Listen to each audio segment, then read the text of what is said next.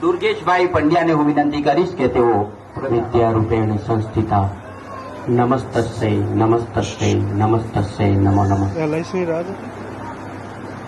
મા સરસ્વતીના આ પવિત્ર મંદિરમાં આજે ફરી એકવાર શારદા સમા અફરોજબેનની વંદના થઈ રહી છે અને આ પ્રસંગે જ્યારે મારે એમના માટે બે શબ્દો કહેવાના હોય ત્યારે હું એટલું જ કહીશ નીચે બેસી કે અફરોજબેન અને અમે મહુવા તાલુકાના જ્યારે હમણાં અલ્પેશ અમારો વિદ્યાર્થી એ વાત કરતો હતો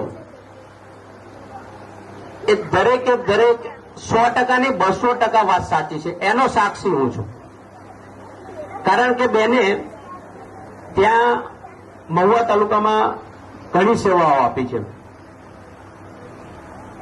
બેન માટે સાહેબ સંચાલક મિત્ર બહુ સરસ સંચાલન કરે છે, આનંદ થયો. પણ એમને કહેવાનું એક મન થાય કે અફરોજ બેનનો અર્થ એવો થાય છે કે જે પ્રકાશ ફેલાવનાર, જે ઉજાસ કરે, એનું નામ અફરોજ છે. અને મારા મોટા બેન સમાન છે. અફરોજ બેનનો અર્થ આ ગૂગલે આપ્યો છે, પણ મારે આપવો હોય ને તો અફરોજ બેનનો કે અહર્નિશ કામમાં વ્યસ્ત. તમે જ્યારે જાઓ ને ત્યારે બાળકોનું કામ કરતા હોય, સમાજનું કામ કરતા હોય, સગા સંબંધીનું અમારી જેવાનું અમે કામ સોંપીને જતા હોય, બેન આટલું કરજો ને તો કે કાંઈ વાંધો નહીં. અહર્નિશ કામમાં વ્યસ્ત.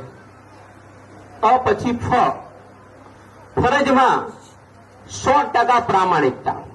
શાળાએ જવું, ટાઈમે છૂટવું અને ટાઈમે જે સમય આપવામાં આવ્યો છે એ સતત બાળકો સાથે વિતાવો.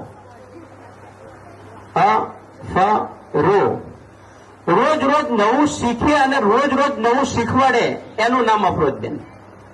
કારણ કે જ્યાંથી મળે એટલું નવું લાવે અને નવું શીખવાડે.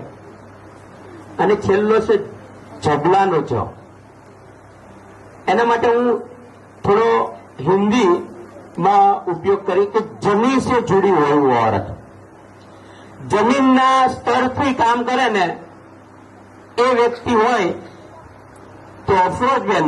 અને સાથે સાથે મારે એક સાથે નામ જોડવું હોય ને તો એમના પતિદેવ રમજાનભાઈ, જે મારા આચાર્ય હતા.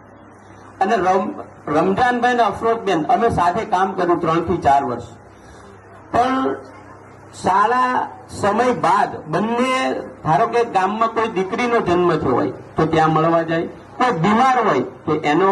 મને એક ખબર છે કે એક ભાણવડમાં એક ભાઈ શોર્ટ થઈને પગેથી, કમરથી એના 2 પગ ચાલ્યા ગયા, એ ચાલી શકતો નથી. પણ એને જ્યારે જ્યારે મદદ કરવાની જરૂર પડી હોય ત્યારે રમજાનભાઈ અને અફરોજબેન ઉપસ્થિત રહ્યા.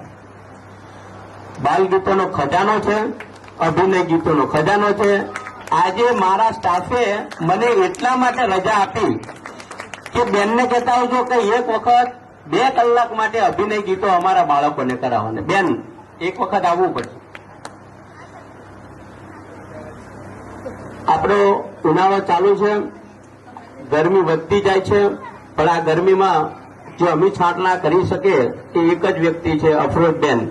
આપનો વધારે સમય નથી લેતો, પણ બેનનું શેષ જીવન તંદુરસ્ત, સુખમય પસાર થાય એવી પ્રભુ પાસે પ્રાર્થના. અને એમને જે કામ કર્યું છે ને બાળકો સાથે, એ એમના બાળકોમાં દેખાઈ આવે છે. બંને બાળકો વ્યવસ્થિત વેલ સેટ છે, મોનાબેન અને રેનિશભાઈ. એટલું જ કહી મારી વાણીને વિરામ આપીશ.